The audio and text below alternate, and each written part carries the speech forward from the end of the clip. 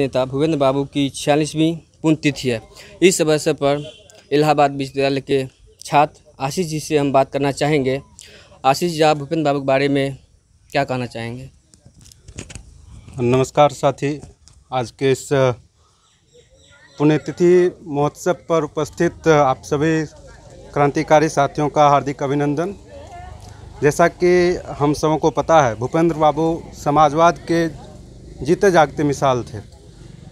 वे doctor Lohia के कदमों पर चलते हुए अपनी राजनीति समाज के अंतिम पायदान पर जो वर्ग है, खेतिहर मजदूर, आदिवासी, इनके लिए जिया। आज के दौर में जब कुर्सी से चिपके रहने की लालसा पूंजीवादी तंत्र भारतीय राजनीति पर हावी हो रही है, तो भूपेंद्र बाबू को याद करना आवश्यक हो जाता है। भूपेंद्र बाबू सर्वहारा समाज के लिए जीते थे और जो समाज में गैर बराबरी थी, ऊंच नीच की भावना थी, जो समाज में छुआछूत की भावना थी, इन सब को ख़त्म करने का उन्होंने प्रयास किया और हर एक वर्ग का, हर एक व्यक्ति का, जो किसी भी समाज से हो, सबकी पहुंच सेवा में, सत्ता में सुनिश्चित हो, इसके लिए वे प्रयत्नशील रहे। उन्होंने जो भाषाई आधार पर गैर बराबरी थी, चाहे बंगाली हो, असमिया हो, उर्दू भाषी हो, सबको एक समान मानते थे और सबकी वकालत करते थे। भूपेंद्र बाबू का जीवन इस क्षेत्र के लिए शिक्षा और स्वास्थ्य के ख्याल से उनका राजनीतिक दर्शन याद किया जाएगा।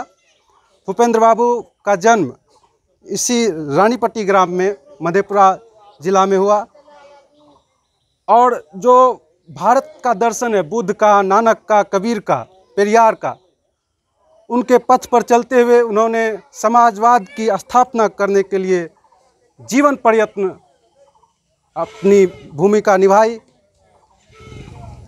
वे अपने गरिमान साथी को भी एक पंगत में बैठा करके खिलाना जानते थे और अपने कार्यकर्ताओं के दम पर वे इस क्षेत्र में सीमित संसाधन में सिर्फ एक मोटर गाड़ी हुआ करती थी और बैलगाड़ी से चल करके और चुनाव जीतते थे।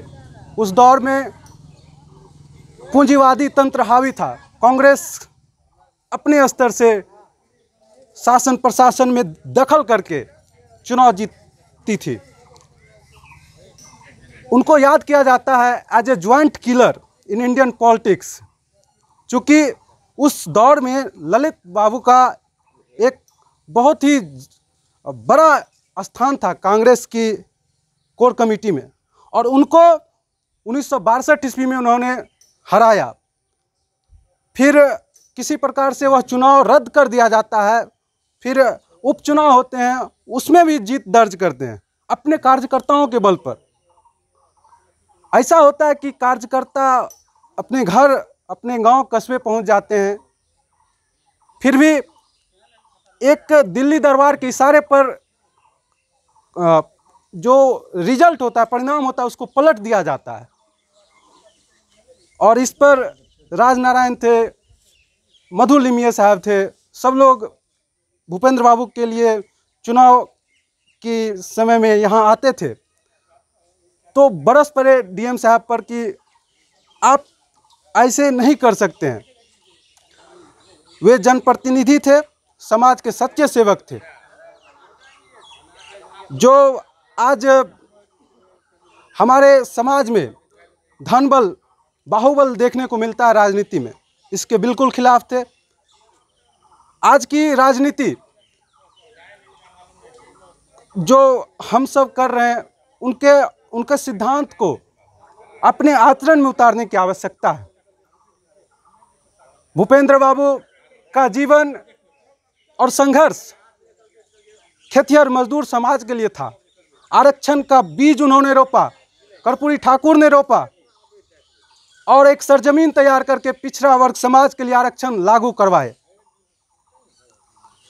संसोपा ने बांधी गांठ, पिछड़ा पावे 100 में 60। यह लड़ाई आज भी बदस्तूर जारी है। पिछड़े वर्ग को आज भी अपने जो जनसंख्या है उसके हिसाब से आरक्षण नहीं मिला है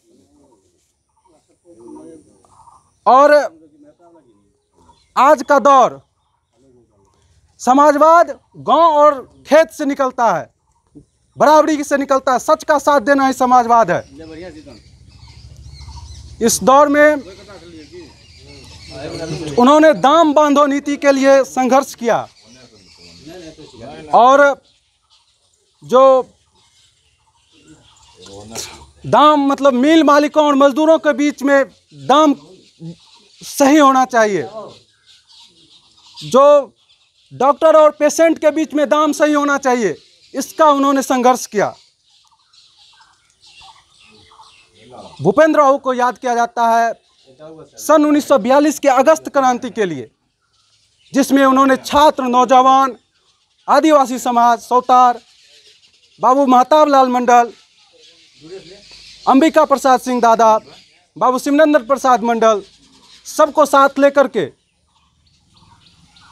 एसडीएम कोठी पर अंग्रेजी हुकूमत का झंडा उतार करके भारत का तिरंगा झंडा फहराने का काम किया था। वे आज़ादी के समय 2 बार जेल गए, आज़ादी के बाद 4 बार जेल गए थे। आज जनप्रतिनिधियों को अगर सर्किट हाउस में ठहरने का आज सर्किट हाउस में जनप्रतिनिधियों को अगर ठहरने का उत्तम व्यवस्था किया गया है तो उसके लिए भूपेंद्र बाबू को याद किया जाता है। भूपेंद्र बाबू जनप्रतिनिधियों के लिए जो एक उत्तम व्यवस्था होनी चाहिए थी, जो बराबरी होनी चाहिए थी, जो उनके लिए एक